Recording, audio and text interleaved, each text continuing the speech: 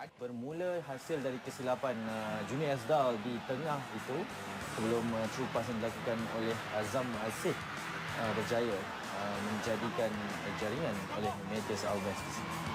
Daripada Azam kepada Alves, dan Alves membuat tindakan penyudah yang cukup baik.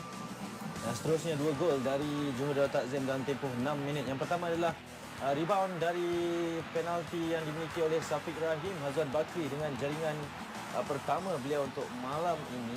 Juga menarik melihat jaringan ini dengan kemampuan yang dimiliki oleh Hazwan Bakri dengan kebangsaan pada minit ke-30. Dan 6 minit kemudian gerakan ini sesuatu yang kita perkatakan Ahmad Syarul mengenai seperti berada dalam latihan. Ya, permainan 1-2 yang cukup cantik, cermat daripada 3 gandingan pemain ini dan tudahkan gol tersebut. Okey, 2-1 di separuh masa yang pertama, 2 gol lagi terhasil.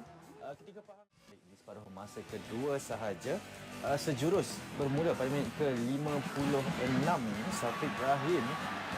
Kita lebih gemar untuk memuji tindakan dari Eskonalen ini.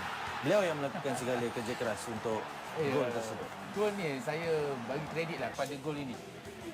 Dan 4 touch juga rasanya. Ya, hanya 4 passes saja. 4 passes terus JDT dapat gol yang ketiga dan gerakan yang cukup cantik dari Bahaya mungkin. First, second, third game mereka JDT kan, Syafiq Rahim banyak mengambil bola di bahagian pertahanan sendiri.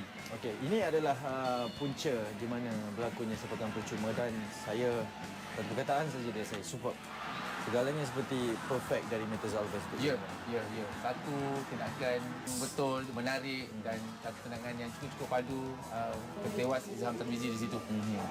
Dan tentunya ramai juga yang memperkatakan mengenai jaringan ini dari Matheus Alves, jaringan ke-8 untuk beliau dalam saingan Liga Super setakat ini. Dan pada minit ke-83 kemasukan Christy Jaiselan nampak seakan memberikan nafas untuk